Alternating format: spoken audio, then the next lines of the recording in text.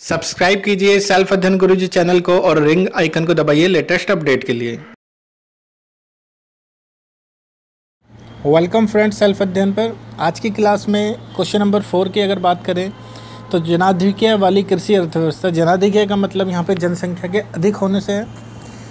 तो कृषि अर्थव्यवस्था में परछन बेरोजगारी आर्थिक विकास के लिए उपलब्ध बचत का एक गुप्त स्रोत कही जा सकती है। इसकी विवेचना कीजिए। या ये क्वेश्चन इस तरीके से आ सकता है कि परछन बेरोजगारी में एक अंदर छुपी हुई अंतर शक्ति है, उसकी विवेचना कीजिए। एक विकासशील देश में इस अंतर शक्ति को गतिशील बनाने में क्या क्या कठिनाइयाँ आती हैं। या ये क्वेश्चन आपको इस तरीके से मिल सकता है कि परछन बेरोजगारी संभावित बचत का एक स्रोत है। भारत के संदर्भ में इस वक्तव्य का परीक्षण कीजिए। तो परछन बेरोजगारी के विचार को वैज्ञानिक और व्यवहारिक बनाने का श्रेय प्रोफेसर नार्कस को जाता है। प्रोफेसर नार्कस के अनुसार परछन बेरोजगारी से आशय उस अवस्था से है जिसमें कृषि कला में कोई परिवर्तन करे बिना कृषि में लगे हुए जनसंख्या के एक बड़े भाग को हटाया जाए तो कृषि उत्पादन में कोई कमी नहीं आएगी। परछन बेरोजगारी की अगर विशेषता की बात करें तो पहला इसमें आता है श्रम की सीमांत उत्पादकता शून्य होती है। इस विशेषता का अर्थ यह है कि यदि इन श्रमिकों जिनकी सीमांत उत्पादकता शून्य है कृषि कार्य से हटा दिया जाए तो कुल उत्पादन जो है स्थिर रहेगा, लेकिन कुछ स्थिति में कुल उत्पादन बढ़ भी सकता है क्योंकि अत्यधिक श्रमिक एक दूसरे के कार्य में बाधा डालते हैं तथा यह रुकावटें समाप्त होने के कारण कुल उत्पादन बढ़ जाएगा। दूसरा है कि यह विचार वेतनधारी श्रमिक पर क्रियाशील नहीं होता।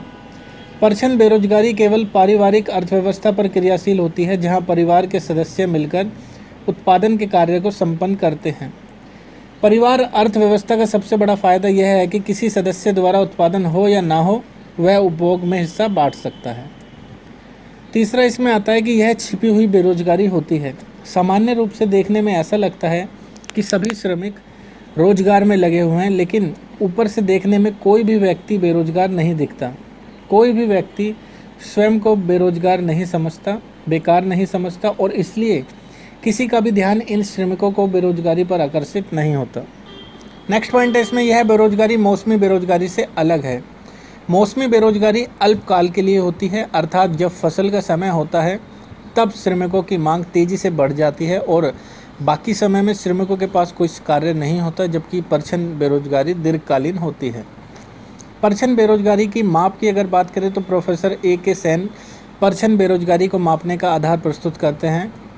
उन्होंने श्रम तथा श्रमिकों में भेद किया है। उनका यह दृढ़ विश्वास है कि श्रम की सीमांत उत्पादकता शून्य नहीं होती, क्योंकि यदि ऐसा होता तो श्रम का कोई भी रोजगार पर नहीं लगाया जाएगा।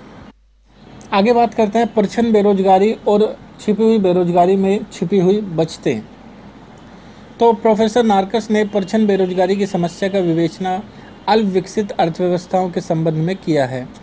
अल्प विकसित देशों में प्रति व्यक्ति आय और बचतों का स्तर निम्न होता है, अतः पूंजी निर्माण संभव नहीं हो पाता। पूंजी निर्माण के लिए इन अर्थव्यवस्थाओं को निर्भर रहने की आवश्यकता नहीं है। वास्तव में परछन बेरोजगारी में ही बचतें छिपी हुई होती हैं। यदि इन अतिरिक्त श्रमिकों को वैकल्पिक रोजगार के अवसर प्रदान किए जाएँ तो इसके द्वारा पूंजी निर्माण का आधार तैयार हो सकता है।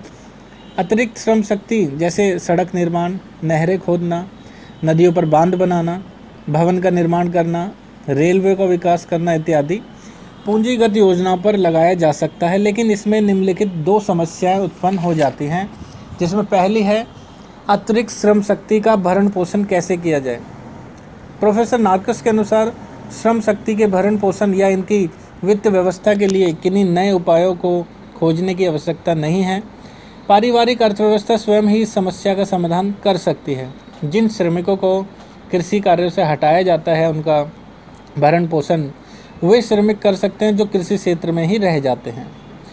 दूसरी अगर बात करें तो अतिरिक्त श्रमिकों को आवश्यक उपकरण किस प्रकार उपलब्ध कराए जाएं। पूंजीगत परियोजना में श्रमिकों को लगाने पर आवश्यक मशीनों और औजारों की ज़रूरत होती है। इस समस्या के समाधान के लिए निम्न उपाय सुझाए जा सकते हैं, जिसमें पहला आता है जहां तक संभव हो उत्पादन कार्य में श्रम प्रदान तकनीक का प्रयोग में लाना। इससे ज़्यादा से ज़्यादा श्रमिकों को काम मिलेगा। दूसरा है कृषि क्षेत्र के अलावा श्रमिकों के स्थानांतरण से कृषि में प्रयोग किए जा रहे उपकरणों में बचत होगी तथा इन बचे हुए उपकरणों का प्रयोग अन्य कार्यों में किया जा सकेगा। तीसरा है विकास की प्रारंभिक अवस्था में बहुत ही साधारण किस्म के औजार तथा उपकरणों का प्रयोग किया जा सकता है। अगर बात करें समस्या के समाधान की तो पहला आता है इसमें सार्वजनिक नीति। अल्प विकसित अर्थव्यवस्था में परछन बेरोजगारी के रूप में छिपी हुई संभावित बचत के द्वारा पूंजी निर्माण को क्रियाशील बनाने के लिए निम्नलिखित उपायों को अपनाया जा सकता है, जिसमें पहला है किसानों द्वारा अनाज के अधिक उपभोग का रोकने के लिए अधिक से अधिक प्रत्यक्ष और अप्रत्यक्ष करों को लगाना। दूसरा आता है कृषि कर को मुद्रा के रूप में स्वीकार ना करके अनाज के रूप में स्वीकार करना। तीसरा है कृषि पदार्थों की खरीद के लिए किसी कीमत निधि का निर्माण करना जिससे किसान अधिक मात्रा में अपनी उपज को बेचने के लिए प्रेरित हो सके। चौथा आता है इसमें लगान की दरों में वृद्धि करना तथा भूस्वामियों से अधिक लगान अनाज के रूप में इकट्ठा करना। इस प्रकार सरकारी प्रयत्नों के द्वारा संभावित बचत का 100% भाग सफलतापूर्वक संग्रह करके पूंजी निर्माण को सफल बनाया जा सकता है। दूसरा इसमें आता है समस्या के समाधान में पूर्णक बचतों का योगदान, जिसमें संभावित बचतों में छीजन को रोकने के लिए कोई भी प्रयत्न क्यों न किया जाए, थोड़ी मात्रा में यह छीजन अवश्य रह जाएगी।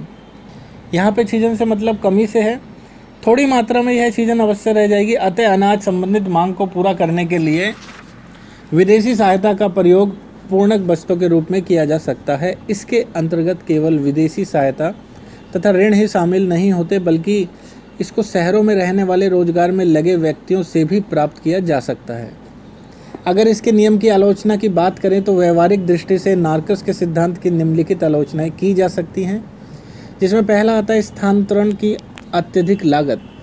श्रमिकों तथा खाद्य श्रमिकों को गांव से शहरों तक ले जाने के लिए सरकार को परिवहन लागत के रूप में काफ़ी भार उठाना पड़ेगा। श्रम की गतिशीलता भी पारिवारिक प्यार, जलवायु तथा पारदर्शिक विभिन्नताओं, भाषाओं इत्यादि कारकों के कारण सीमित रहती है। इस प्रकार सामाजिक तथा आर्थिक कारक श्रम की गतिशीलता में बाधा प्रस्तुत करते हैं। दूसरा आता है इसमें प्रशासनिक बाधाएं।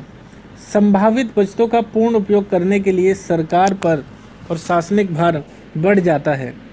कर प्रणाली सफलता के साथ कार्य कर सकती है जब वह योग्य प्रबंधकों के हाथों में हो, लेकिन यहाँ पर अल्प विकसित देशों में सशक्त और सुयोग्य प्रशासकों का अभाव होता है। तीसरा आता है श्रमिकों की न्यूनतम उत्पादकता, यानी कि अल्प विकसित देश में श्रमिकों का जीवन स्तर गिरा होने के कारण, यानी कि उसमें कमी होने के कारण उनकी उत्पादकता भी बहुत कम होती है। विशेष रूप से कृषि क्षेत्र में पूंजीगत क्षेत्र में स्थानांतरण होने पर जो श्रम की उत्पादकता है वो गिर जाती है और पूंजीगत परियोजना में कार्य करने के लिए श्रमिकों का विशेष प्रकार से प्रशिक्षण होने की आवश्यकता है, लेकिन इनमें योग्यता का अभाव होता है। अगर चौथे पॉइंट की बात करें तो उपभोग के स्तर में वृद्धि। नार्कस के सिद्धांत इस मान्यता पर आधारित है कि उपभोग के स्तर में वृद्धि नहीं होनी चाहिए, लेकिन ऐसा नहीं है। प्रोफेसर कुरिहारा के अनुसार पूंजीगत क्षेत्रों में आने वाले श्रमिकों की आय बढ़ने से शहरी वातावरण तथा प्रदर्शन कार्य प्रभाव के कारण उनके उपभोग में आवश्यक वृद्धि हो जाती है।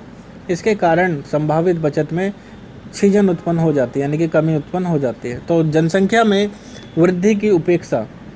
प्रोफेसर नार्कस ने बढ़ती हुई जनसंख्या के पूंजी निर्माण पर पड़ने वाले प्रभावों की उपेक्षा की है। जनसंख्या में वृद्धि होने से उन उत्पादकों श्रमिकों की मात्रा की निरंतर बढ़ती रहती है तथा परछन बेरोजगारी से जो संभावित बचत प्राप्त हो सकती है उसे समाप्त कर देती है। इसके साथ साथ पूंजी निर्माण की जगह परछन बेरोजगारी अधिक तेजी से बढ़कर प्रस्तावित पूंजी के स्टॉक को भी कम कर देती है। नेक्स्ट पॉइंट आता है इसमें कृषि उत्पादन में कमी।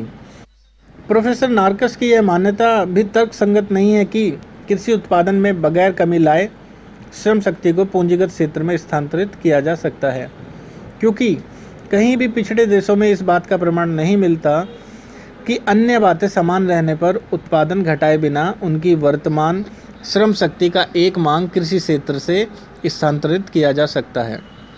बात करते हैं नेक्स्ट पॉइंट की, तकनीकी उन्नति। यदि औद्योगिकरण की अवस्था में पूंजीगत तकनीक के स्थान पर श्रम प्रधान तकनीक का प्रयोग किया जाता है तो अतिरिक्त श्रम शक्ति को भविष्य में नए रोजगार के सीमित अवसर ही उपलब्ध हो पाएंगे। तो सैद्धांतिक दृष्टि से प्रोफेसर नार्कस का सिद्धांत काफ़ी महत्वपूर्ण है। तो ये पेपर में आपका आ सकता है प्रोफेसर नार्कस के सिद्धांत के रूप में भी, क्योंकि अल्पविकसित देशों को बाहरी सहायता पर आश्रित ना रहकर देश में ही संभावित बचतों को प्राप्त करना चाहिए। लेकिन व्यवहारिक रूप से प्रचंड बेरोजगारी, सही माप, पर्याप्त मात्रा में मशीन और उपकरणों का व्यवस्था करना इत्यादि अनेक समस्याएं इसके योगदान को सीमित बना देती हैं। तो ये था